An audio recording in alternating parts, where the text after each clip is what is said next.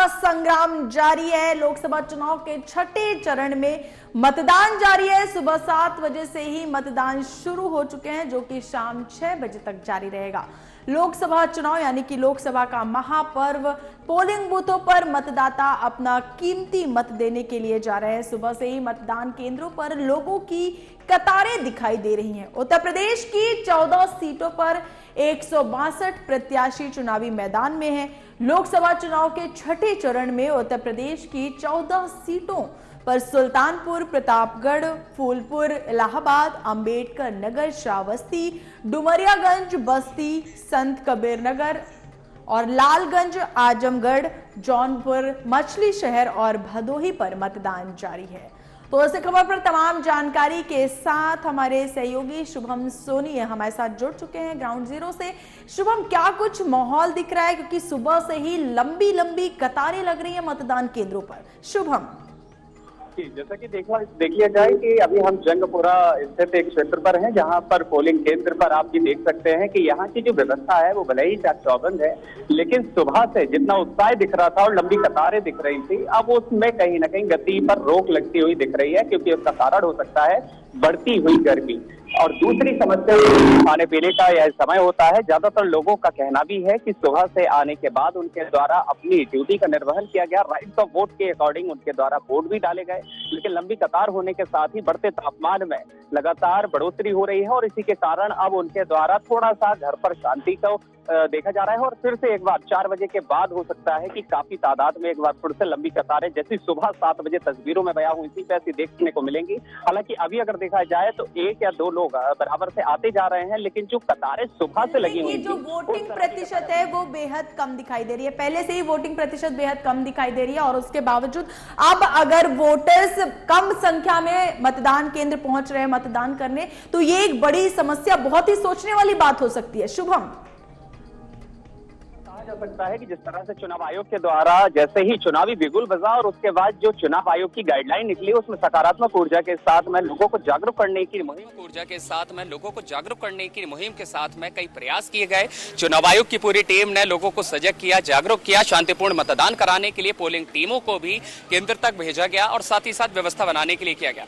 जैसा कि आप भी देख पाते हैं कि सुरक्षा बल भी यहाँ पर तैनात है, व्यवस्थाएं तो बनी हुई है, लेकिन आपको बता दें कि जिस तरह से लोकसभा 2024 का चुनाव है वो काफी अहम माना जा रहा है, क्योंकि लोकतंत्र का यह महापर्व है और ऐसी स्थिति में अगर देखा जाए तो स्थितियां बेहद ही कुछ अलग ही देखने को मिल रही हैं। साथ ही तस्वीरों में हम आपको यह भी बता रहे हैं कि जो व्यवस्था है शांतिपूर्ण तरीके से मत को कराने को लेकर, लेकिन इससे सबसे बड़ी बात है भीषण गर्मी और साथ ही कई अन्य और प्रकार की समस्याएं जिनको समाधान में लाने के लिए प्रयास किए जा रहे हैं। आपको दिखाते हुए हम बता दें कि जंगपुरा ही नहीं बल्कि दिल्ली के अलग अलग इलाकों में, अलग अलग केंद्रों में अब सेम कंडीशन की तस्वीरें सामने आ रही हैं। जिस तरह का शांति का माहौल अभी देखने को मिल रहा है और कतारों में कहीं धीमी गति देखने को मिल रही है। निश्चित तौर पर सबसे ज्यादा जो लोगों की समस्या रही है वह भीषण गर्मी, दूसरी सबसे बड़ी समस्या की छाया की व्यवस्था ज्यादा उपलब्ध न होना और लंबी कतारें होना। तो कहीं ना कहीं इन सब चीजों को देखते हुए जो लंबी कतारें थी उन्हें रोका गया है। बिल्कुल, लगातार गर्मी का जो कहर है, गर्मी का कहर जो है वो बढ़ता जा रहा है। धूप जो है चिलचिलाती हुई है, तो इस बीच जो है संख्या में थोड़ी कमी देखी जा रही है, लेकिन कयास ऐसे लगाए जा सकते हैं कि 4 बजे के बाद यानी कि शाम आते ही बढ़ोतरी हो सकती है मतदाताओं की संख्या में। शुभम, देखिए, एक तरफ से अगर देखा जाए तो शाम 6 बजे तक का ही चुनाव आयोग के द्वारा समय तय किया गया है, जिसमें छठे चरण के चुनाव संपन्न कराए जाएंगे और 4 बजे के बाद भी अगर स्थिति बदलती है तो 1% कितने हद तक जा सकता है, 2 घंटे में महज ज्यादा कुछ आंकड़े नहीं बढ़ सकते हैं। लेकिन हालांकि जो 19 अप्रैल से प्रथम चरण के चुनाव में जिस तरह से मतदाता का जो वोट प्रतिशत 2019 का रहा था उसकी अपेक्षा से सामान्य या उससे कम मिला था, जिसके बाद लगातार प्रत्याशियों से लेकर के तमाम पार्टी के कार्यकर्ताओं के द्वारा रैलियां की गई हैं, कई तरह की जनसभाएं की गई हैं, लोगों को जागरूक करने का प्रयास किया गया और साथ ही साथ प्रशासन के द्वारा भी चाक-चौबंद व्यवस्थाओं के बीच में उनके द्वारा भी जागरूक किया गया। लेकिन जागरूकता जैसे जैसे चरण बढ़े हैं हिमांशी, वैसे वैसे चरणों के साथ में यहाँ पर देखा जाए तो वोट प्रतिशत निरंतर घटता जा रहा है। अगर इस पर प्रयास लगाया के अलग अलग चेहरों पर भी प्रतिशत लगातार घटता जा रहा है। अगर चरणों की बात करें तो जैसे जैसे चरण खत्म हो रहे हैं वैसे वैसे जो वोटिंग प्रतिशत में कमी देखी जा रही है। लेकिन दिल्ली की अगर बात की जाए, क्योंकि आप फिलहाल हमें ग्राउंड जीरो दिल्ली से जो है तमाम जानकारी दे रहे हैं, तो शुभम, दिल्ली की अगर बात की जाए तो दिल्ली की जो वोटिंग प्रतिशत है वो बेहद कम दिखाई दे रही है। तो इसका एक कारण तो भीषण गर्मी भी सामने आ रहा है, लेकिन दूसरा कारण अगर देखा जाए तो कहीं ना कहीं जिस तरह से सीएम केजरीवाल पर मुसीबतों का भांडा टूटा हुआ है, वो भी एक मुख्य कारण हो सकता है।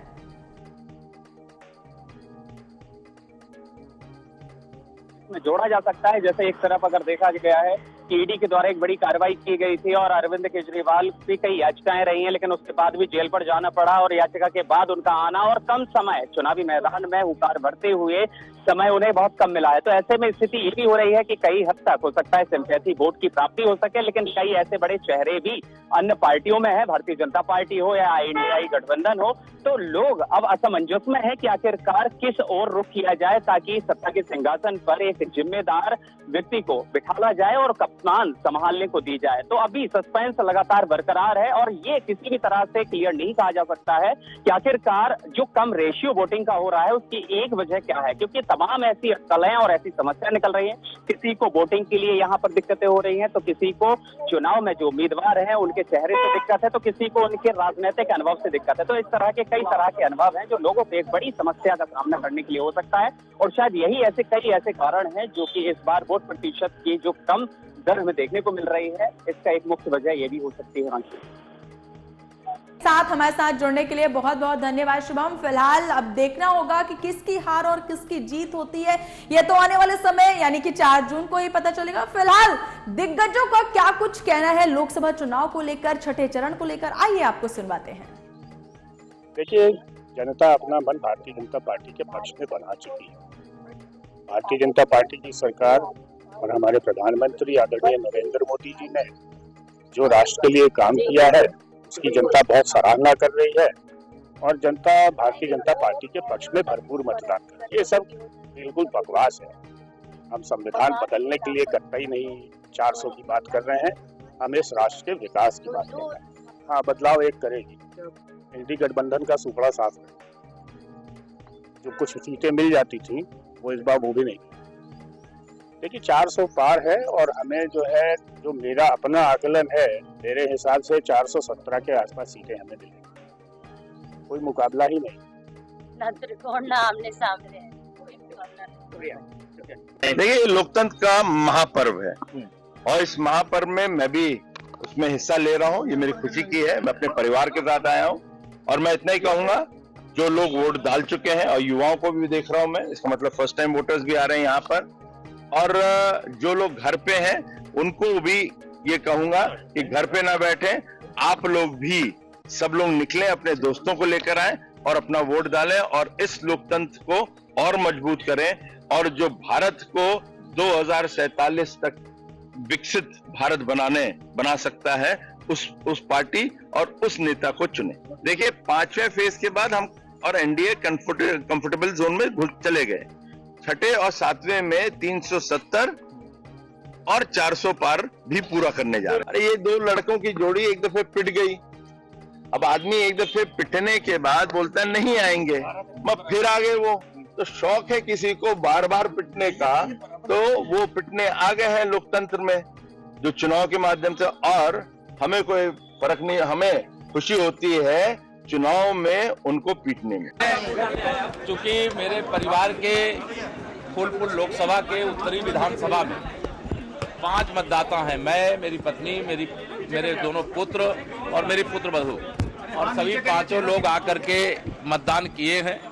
और जिन लोगों ने अभी मतदान नहीं किया उनसे सबसे अपील करते हैं कि लोकतंत्र के महापर्वों में अपने मताधिकार का प्रयोग करें और मजबूत भारत के लिए, आत्मनिर्भर भारत के लिए, विकसित भारत के लिए घर से निकले।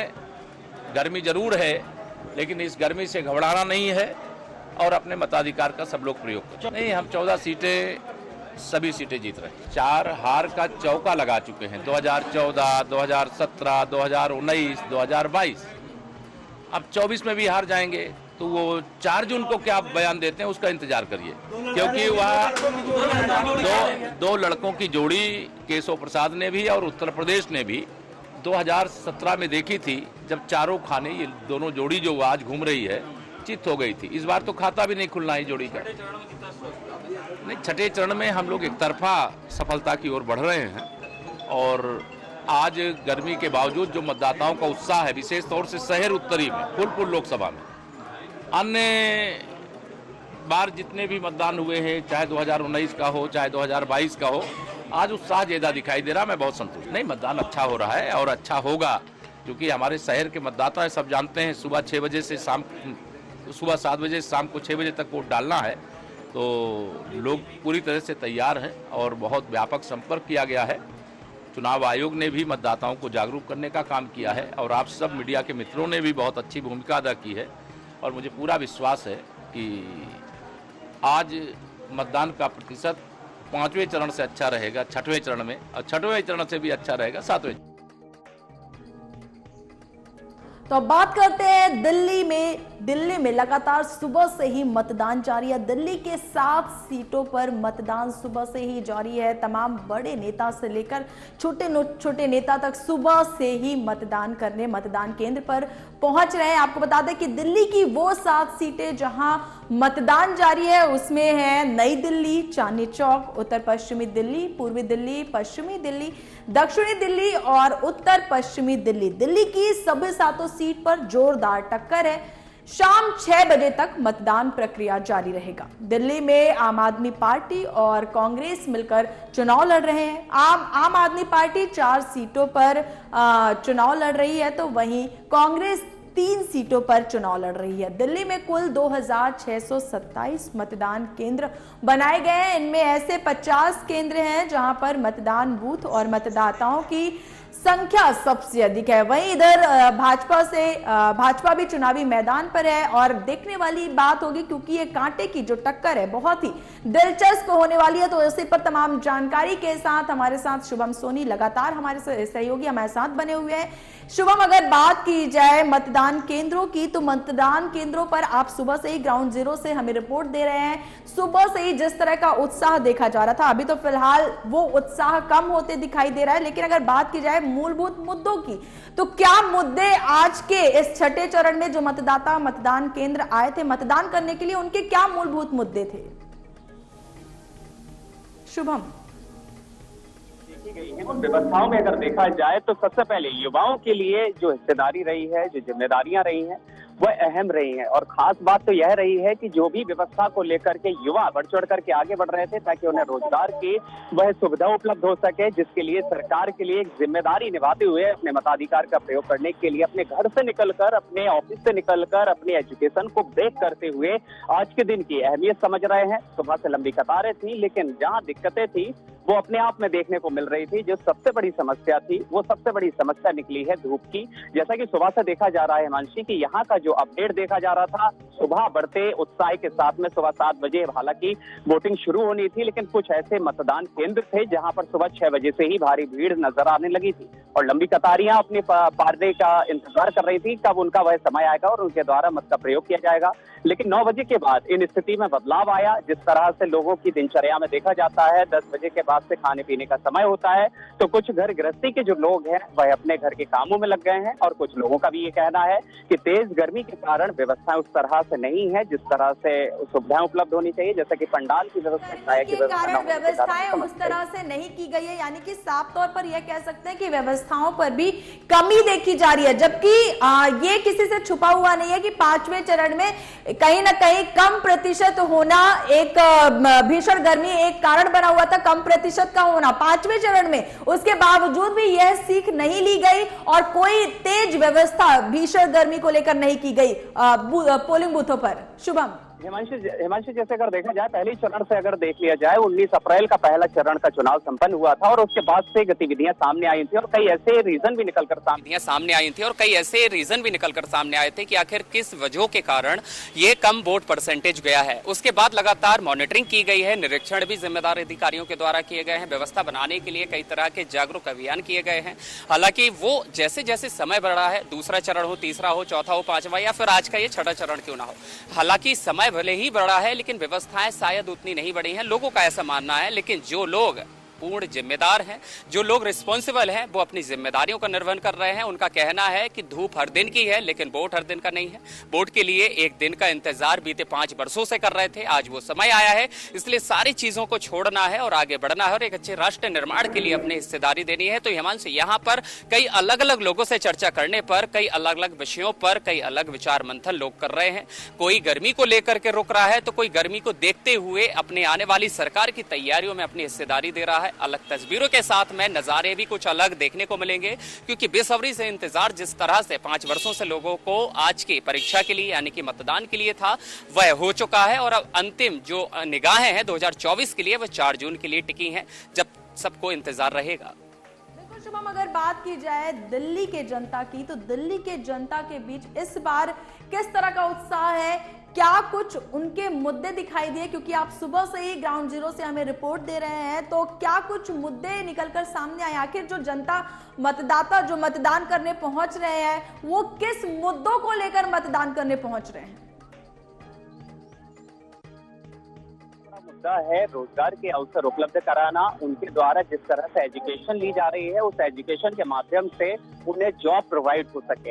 हालांकि ये देखा जाता है कि कई हद तक लोग प्रयास करते हैं, लेकिन कहीं सरकार के आने के बाद कई तरह की योजनाओं में परिवर्तन हो जाता है, तो कई हद तक ऐसे केसेस भी सामने आते हैं। तो लोगों का प्रमुखता से यही कहना है कि सरकार किसी की भी बने, हम जिम्मेदारियों का निर्वहन कर रहे हैं। 4 जून को यह तय होगा, लेकिन सरकार